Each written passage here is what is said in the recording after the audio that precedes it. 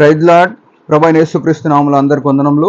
ఈ దినము దేవుని వాక్యంలో నుంచి హెజ్కేల్ గ్రంథం 3వ అధ్యాయము 17వ వచనం.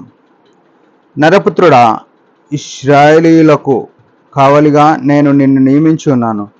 కాబట్టి నీవు నా నోటి మాట ఆలకించి నేను చెప్పిన దాన్ని బట్టి వారిని హెచ్చరిక చేయుము. ప్రియమైన వారలారా, ప్రభువు మనకు అనగా యేసుక్రీస్తు రక్తం వలన కొనబడిన ప్రతి విశ్వాసికి ఒక గొప్ప బాధ్యత, గొప్ప పని మనకు నియమిస్తూ వచ్చినాడు. ఇక్కడ ఏం రాయబడ్డది? నరపుత్రుడా, ఇశ్రాయేలీయులకు కావలిగా నేను నియమించున్నాను. ప్రియమైన వాళ్ళరా, ఎంతో గొప్ప భాగ్యము, గొప్ప పని మనకు ఉంది. ఇది ఏంటంటే, ఇశ్రాయేలీయులకు నీవు నేను ఏ పాటి వారము? నీవు నేను ఎన్నికలేని వారము. అయితే మనల్కి ఏమని చెప్తున్నాడు? నిన్ను కావలిగా నియమించిన, ప్రత్యేకంగా నిన్ను అని చెప్తున్నాడు. అంటే నీవు యేసు రక్తంలో కడగబడినావంటే ఇశ్రాయేలీయులకు కావలిగా ఉండడానికి నీవు ఉన్నావు అనే విషయం ఎరగాలి. ఇశ్రాయేలీయులకు ఎందుకు కావలి కాయాలి మనము అని ఆలోచన చేస్తే, దేవుని యొక్క వాక్యంలో స్పష్టమైన మాట ఏం రాసిందంటే, ఇశ్రాయేలీయులు తొట్టుపాటు అన్యజనులైన మనకు వరముగా, రక్షణగా ఉంది. యేసుక్రీస్తు ప్రభు మొదటి యోహాను సువార్తలో రాయబడిన మొదటి వచనంలో ఏమంటే, ఆయన తన స్వకీయుల యొద్దకు వచ్చాను కానీ వారు అంగీకరించలేదు. ఇశ్రాయేలీయులు ఆయనను అంగీకరించలేదు కాబట్టి ఆయన అన్యజనుల యొద్దకైన మన కొరకు, అంటే మన యొద్దకు ఆయన యొక్క రక్షణ సువార్త వచ్చింది. ఆయన గొప్ప రక్షణ మనకు వచ్చింది. అయితే ఇప్పుడు మనం ఏం చేయాలి అని ఆలోచన చేస్తే, ఇశ్రాయేలీయులను కావలి కాయాలి అని చెప్తున్నాడు. ఎట్లా కావలి కాస్తాం మనం లేచి వెళ్ళిపోయి అలా చుట్టూ ఉండలేం కదా. అయితే ఒక గొప్ప భాగ్యం, గొప్ప పని ఏంటంటే ప్రార్థన. ఇశ్రాయేలీయుల గురించి నిరంతరము ప్రార్థన, విజ్ఞాపన ద్వారా వారిని కావలి కాసే పని, కావలి కాసే బాధ్యత దేవుడు మనకిచ్చినాడు. ఎన్ని రోజులైంది ఇశ్రాయేలీయుల గురించి ప్రార్థన చేయక? యెరూషలేము క్షేమం గురించి ప్రార్థన చేయక ఎన్ని రోజులైంది? యెరూషలేమును క్షేమం కొరకు ప్రార్థన చేయడం.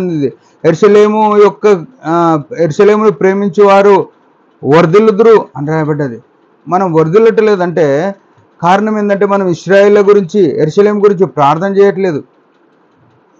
ఈనాడు చూడు, యెరూషలేము మీద ఎన్ని యుద్ధాలు, ఇశ్రాయేల్ దేశం మీద ఎన్ని దేశాలు యుద్ధానికి వస్తున్నాయి.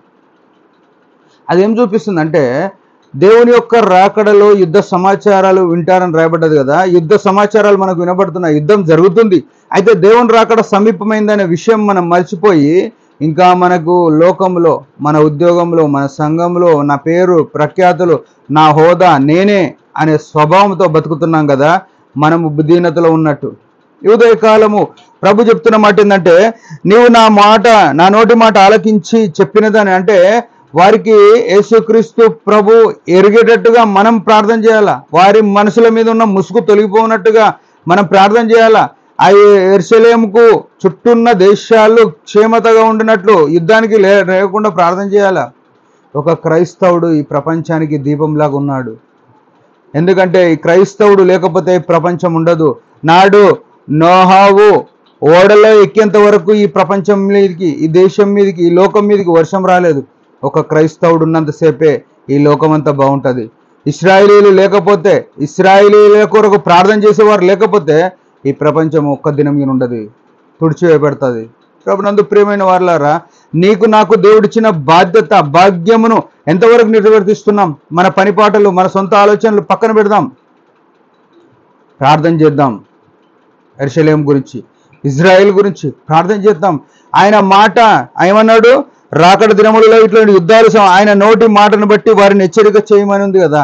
మనం ఏం చేయాలంటే, ఆయన రాకడ దినంలో యుద్ధ సమాచారాలు వినబడతాయని మనం ఎరిగి రాత్రింబగలు కన్నీళ్లు ఒలపోయొచ్చు దేవునికి ప్రార్థన చేద్దాం. యెరూషలేము భద్రంగా ఉండునట్లుగా, యెరూషలేము చుట్టూ సమాధానం ఉన్నట్లుగా, శత్రు దేశాలు యెరూషలేము మీద తెగబడకుండా, యుద్ధం రేగకుండా మనం ప్రార్థన చేద్దాం. దేవుడు నిమ్మలించి, దేవుడు క్షమించి, వారి పాపమును క్షమించి, వారి అవిధేయతను క్షమించి, వారిని భద్రపరిచినట్లుగా సమస్త దేశాలు కూడా సమాధానంగా ఉన్నట్లుగా మనం ప్రార్థన చేద్దాం. దేవుడి మాటలు దీవించిన ఒక చిన్న ప్రార్థన. పరమ తండ్రి యేసు ప్రభు నామములో వందనాలు. యెరూషలేముకు కావలిగా మమ్మల్ని ఉంచినాం అనే విషయం మేము మర్చిపోయినాం. తిరిగి ప్రార్థించుటకు కృపణీయమని యేసు ప్రభు నామంలో ప్రార్థిస్తున్నాం తండ్రి. ఆమెన్. మీరందరి పరిచయం గురించి భారంగా ప్రార్థన చేయండి. Praise the lord.